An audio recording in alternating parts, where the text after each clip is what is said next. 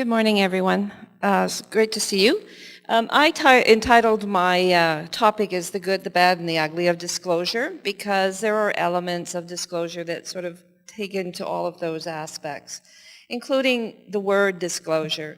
I know at our office we often talk about, is there a better word to use than disclosure? Because disclosure sort of implies that you have a secret that you're going to tell somebody.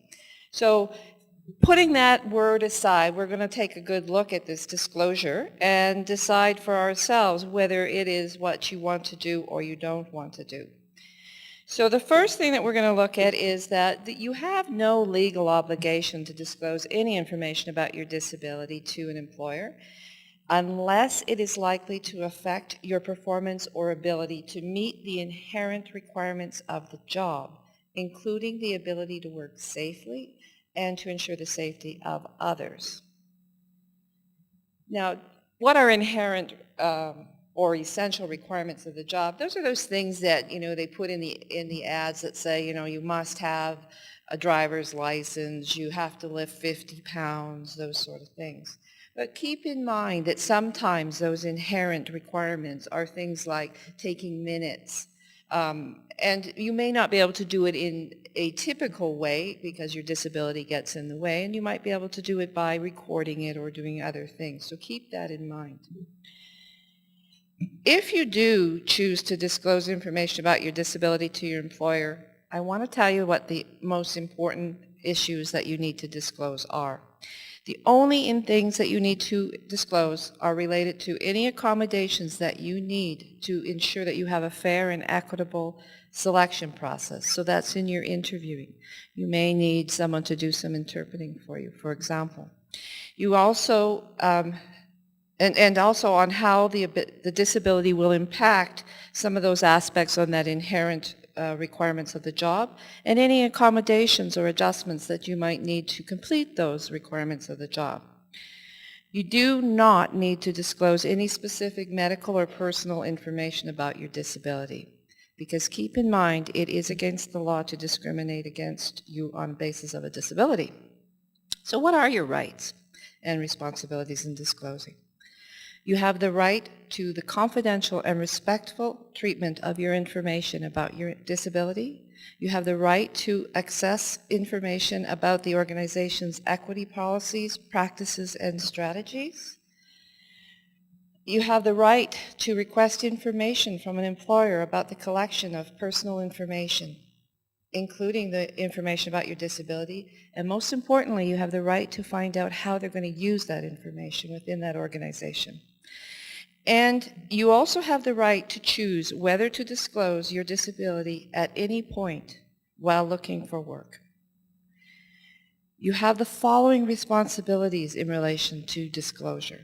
The disclosure prior to commencement of a job does not remove your responsibility in disclosing your disability once you are working in the organization, if you require further work-related accommodations. So that means that you may have had interviews by a department head or someone else, and you may have discussed your disability, but once you're actually on the work site and you're working maybe under somebody else, you might have to have that discussion again. And also some disabilities change over time, and so your needs and your requirements and your accommodations may change. You also need to address the essential requirements of an advertised position regardless of any preliminary discussion that you have. So sometimes you talk to people on the phone and you say, oh, well, they know about my disability, but you still will have to talk about how you're going to handle those requirements of the job. So what are the employer's responsibilities? So once you have disclosed your disability to an employer, your employer is obligated to not discriminate directly by treating you less favorably than a person without a disability would be treated in the same or similar situation. They also cannot discriminate indirectly by having a requirement or a condition or practice that is the same for everyone, but which is less favorable in its impact on you. So that's that whole question about equality. Sometimes equality is not the same as, sometimes you need to have accommodations, and that's just the reality of being able to get the job done.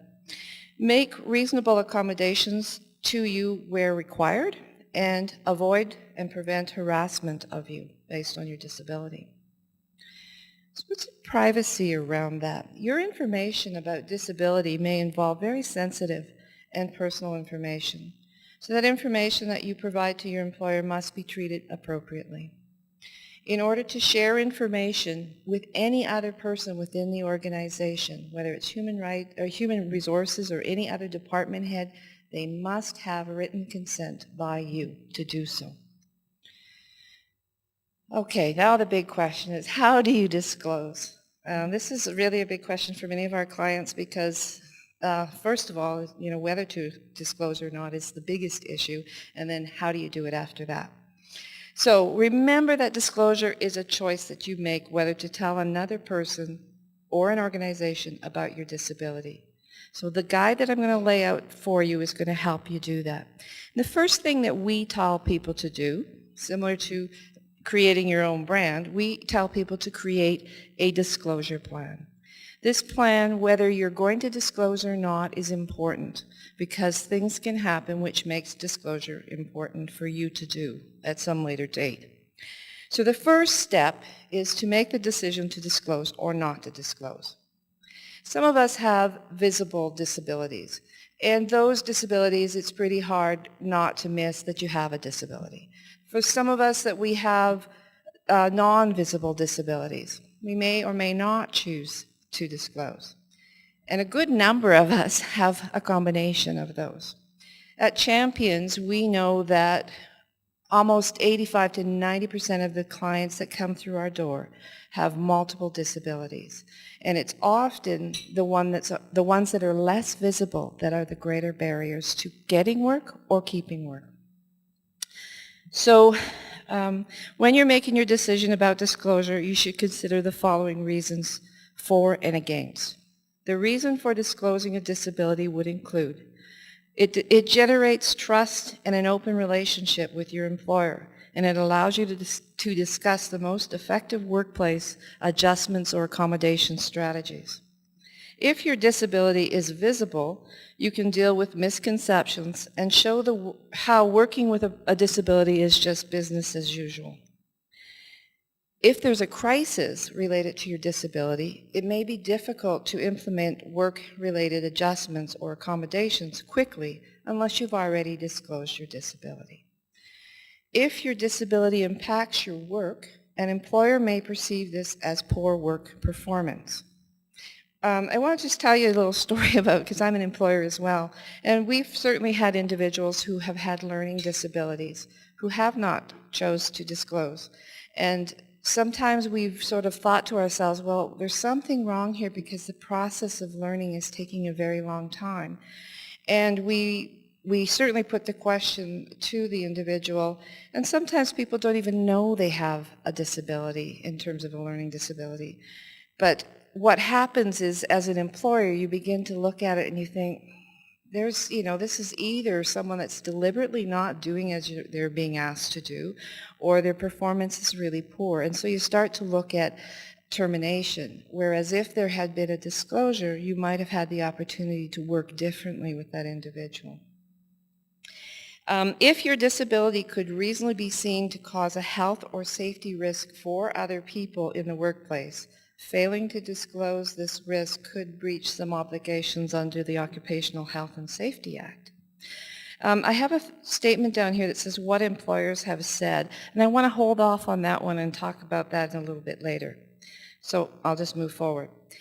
The reasons for not disclosing disability include that your disability may have no effect whatsoever on your ability to do the job, and therefore there's absolutely no reason to disclose. It may provoke unnecessary curiosity, concern, and insensitive questions, and the stigma associated with the disability is so strong that doing so may cause undue hardships and, in fact, not get you hired. This is particularly the case when it's a mental illness. And I do have a section on mental illness because we would probably say close to 90% of our people walking through our doors have a mental illness associated with another primary disability. Okay, so step 2 is determine what information to disclose. It's really important to know what you are technically supposed to disclose and what you probably shouldn't disclose. So if you choose to disclose your disability to your employer, determine the information that you want to do. And when you're considering that, remember that the only information that you need to disclose about your disability relates to these following things: any accommodations that are required to ensure that you are able to have a fair and equitable interviewing process in terms of selection, how your disability will impact on some of the aspects of those inherent requirements of the job, and any accommodations that you may need in order to do those requirements of the job. Again, you do not have to disclose specific medical or personal information about your disability. Step 3, decide on when to disclose. There are plenty of opportunities for you to disclose to your employer. And you may disclose at any time, or you may choose not to. But to assist you in making this decision, I've outlined some of the benefits of disclosing a disability at different stages of employment. The first is prior to an interview. Prior to an interview, it may help you in this way. It enables you to have a frank conversation with the employer about disability issues in relation to the inherent requirements of the job, as this discussion can determine whether work-related accommodations are required and/or whether support services are needed. It can allow the employer to make the necessary arrangements for access to the building if mobility is an issue.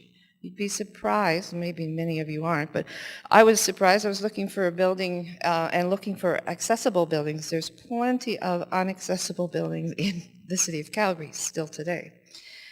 You may allow enable you to obtain information about an organization's equity strategies and about their support structures for employees with disabilities. And it may also allow you to get information about the organization's workplace strategies around accommodation, and certainly can eliminate any surprises or awkwardness when speaking to the employer. We have had lots of individuals who have gone to a job interview and have not disclosed before the interview.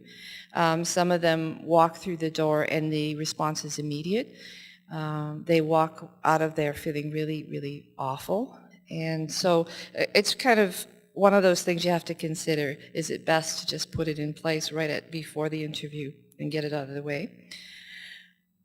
You can also decide to do it at the interview or after you have been employed or been offered employment. And what this does, it will again enable you to get workplace accommodations that are necessary to do the job, provide the employer with evidence of your skills, abilities, and ways for overcoming any parts or any problems with your disability, increase access to increase access to appropriate employment supports, which might be mentoring or some sort of assistance around some of your other issues. Provide access to appropriate supports, increasing the likelihood of job retention. Enable you to obtain information about the organization's equity strategies, again, their organization's support structures, and information about the organization's workplace accommodation schemes. And you can also decide to disclose once the job starts. And disclosure at this time may enable you to get workplace accommodations that are necessary for you to do the job, like every other position or every other time. Increase the responsiveness of employers and coworkers to your needs. Enable you to obtain information about the organization's support structures and workplace accommodations. The final step, step 4, is to talk to your employer about the information that you have decided to disclose to them. When you're disclosing a disability to your employer, be clear and matter-of-fact about why you are disclosing and your desired outcome from doing so. Be knowledgeable about your disability. Discuss the impact of possible symptoms and side effects of any medication on the workplace. and provide some options and strategies for workplace accommodations to make it easier for your employer. We often talk to individuals about being able to go in there and say something like, yes, I have this disability, but here's how I have been doing this for a very long time. Because you want to promote your abilities. That's what employers are hiring you for. If your disability is visible, you may wish to anticipate concerns and answer those specifically. For example, we have not discussed my disability or how it might impact on the job. I noticed as a sales job that this job involves some driving. Well, I have my own car and have been driving for 10 years, so this will be no problem. So here's what employers have told us. They said that it would have helped them work better with a client if they had known that the person had a disability. And in particular, they would have liked to know what kind of disability. So if it was a learning disability, again, they would know how to work differently with that individual so that success rate would be better. Sometimes you get employers who say, I wish that I had known, because it explains a lot. Because some sorts of disabilities show up in ways that people take and interpret in a different way. And we've had employers say things like, the individual never disclosed until the day I terminated them, which was way too late. There was nothing that could be done. We've had employers tell us that they expect the individual to come in and talk about their personal branding, their personal skills and interests, and not about making them feel guilty. Sometimes they have felt fearful of hiring people with disabilities because they feel that they might end up in a wrongful dismissal or a human rights complaint. And lots of employers think accommodation is going to cost too much, which we know is not the truth. And there are lots of ways to support that, which I'm going to talk about a little bit later. We also get employers and other individuals saying that I'm really not sure how I'm supposed to talk to people in a wheelchair or any other disability. So you know that that's coming from a place of a lack of knowledge and unease. And so there's lots of reasons for you to be knowledgeable about your disability and be able to discuss that with employers. So I want to talk about mental illness because it is a little bit different, and I would say that very, very few individuals disclose mental illness as a disability. But there are some different aspects to it. So first of all, that if you're disclosing that you have a mental illness to people at work, it is your personal choice. There's no legal obligation, again, to do so. And it's for the same reasons as we mentioned before. So they can't disclose it to anybody else as well unless they have written consent. You should be very careful in considering the reasons for and against disclosure. And you may wish to brainstorm these with a list of pros and cons with someone that you trust so that you can decide for yourself. The reasons for disclosing a mental illness include it generates trust in an open relationship, as we said earlier.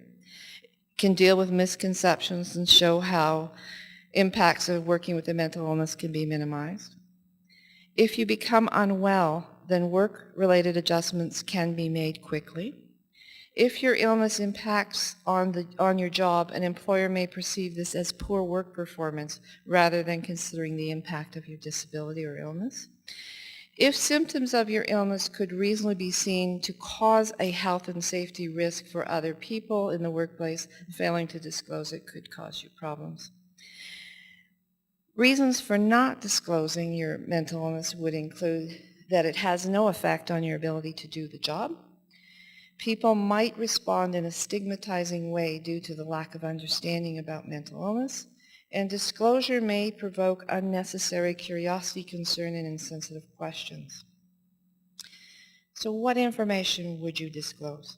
Again, it's the same ones as before. Only if an accommodation is required do you even consider doing so. If you decide to discuss your mental illness with people in the workplace, be aware that some people may not respond in an accepting manner. It might help to prepare yourself for that possibility. If people react in an unsupportive way, keep your interactions with them to a minimum. And when discussing your mental illness to your employer, be clear and matter-of-fact about why you're doing it and your desired outcome. Be knowledgeable about your illness and provide information about your illness or links to mental illness fact sheets to your employer. Recommend that they and other staff obtain sensitivity and awareness training or inclusion training. And discuss the impact of the possible symptoms or side effects of your medication in the workplace and strategies to alleviate them. Inform your employer about workplace supports and case management options provided by local services, and provide some options and strategies for workplace accommodations or flexible practices to make it easier for you and your employer to manage your mental illness. Lots of the clients that we have are so heavily medicated that starting early in the morning is almost impossible. So we try to find them jobs that start later in the day to allow their medication to sort of wear off. But that's one of the ways in which adjustments or accommodations can be made. You may wish to anticipate concerns before problems arise and suggest possible solutions with your employer. For example, I've been well for a long time now, and over the years I've learned about what triggers my illness and what stresses to avoid, such as noisy and messy environments. I'd be best supported by working in a quiet and uncluttered part of the office. Or, the last time I became unwell, there was a period of buildup of stress, and I didn't tell anyone. These days, I take a power walk at lunchtime to relieve stress, and if it does start to worry me, I talk about strategies with my boss. In both those cases, the individual is taking a proactive approach to dealing with their disability. Now, if you decide to talk to your coworkers about your mental illness, here's some other things that you might want to just think about. It is likely that there will be people, again, in the workplace who are not going to be supportive. And it's best to try to find someone that you think would be very supportive and helpful, and maybe they can help discuss it with other people. I'll talk about stigma a little bit, because mental illness is the primary reason mental illness is not disclosed is because of the stigma associated with it. Mental illness can affect anyone from any background or walk of life, and recent surveys report that up to 75% of people who have a mental illness experience stigma, and of these, 16% reported stigma in the workplace. Stigma is most commonly expressed through the use of demeaning comments or behaviors as a result of false beliefs. Employers and employees alike will benefit from breaking down the stigma attached to mental illness in the workplace.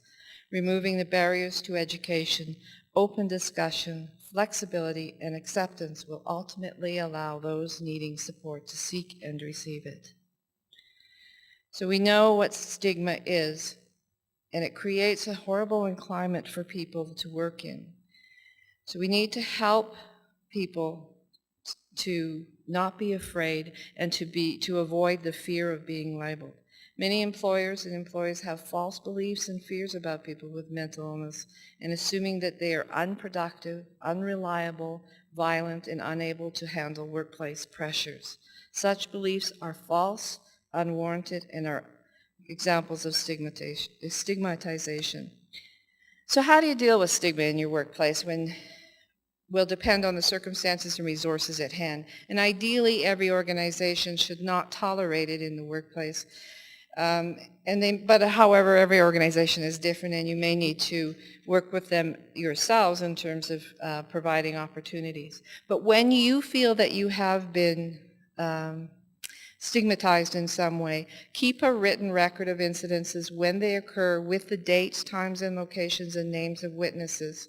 Report your experience to a trusted senior staff member and keep a written record of this email or conversation. If you have disclosed your illness to your employer, they are likely to be more responsive to stigma. Talk to a trusted colleague. This might be your manager or staff from human resources, your employer support, or so forth. They may be able to assist you in developing ways to best address the situation. Provide fact sheets for your coworkers. And a healthy workplace does not tolerate stigma, and and implements education programs about mental illness and disciplinary strategies to prevent it. Stigma about mental illness often emerges in the language used to describe people, events, and attitudes. Too often people incorrectly label mental illness as the cause of a wrongdoing, an act of violence, or unusual behavior. So what we want to do is create workplaces that are supportive and that allow the understanding that any kind of mental illness is fairly common. In fact, I've heard statistics between 1 in 3 and 1 in 5 people have a disability. And when I talk to employers, and I talk to them about mental illness in particular, they say to me, I really don't mind hiring people with a disability, but I'm not real comfortable hiring people with a mental disability. And I look at them and I think to myself that they probably already have people within their organization that have a mental illness. So it does behoove them to find ways to work around those strategies. So what do you do when you're discriminated against? There's a couple of things that I left on your table. One is that I left you a DRES form, which talks about the disability-related employment supports that are provided to you by Alberta government, which will help you with accommodations and support. And the second one is that I left you the Alberta Human Rights number and address. So if you feel like you have been discriminated against, you can, again, talk to your HR person and talk to an advocate, but you can go to the Human Rights and complain to them. And what they require from you is that you write down what happened, when it happened, where it happened, who was involved, and the names of anyone else who can say what happened for you. You can send it by email, get someone else to write it, or they can help you write it. What they will do is they will work with you and the employer to find out a way to resolve the issue, and if they cannot, you still have the right to sue under the courts. Anyway, that's the sort of short and abbreviated form around disclosure, so I hope that was helpful for you.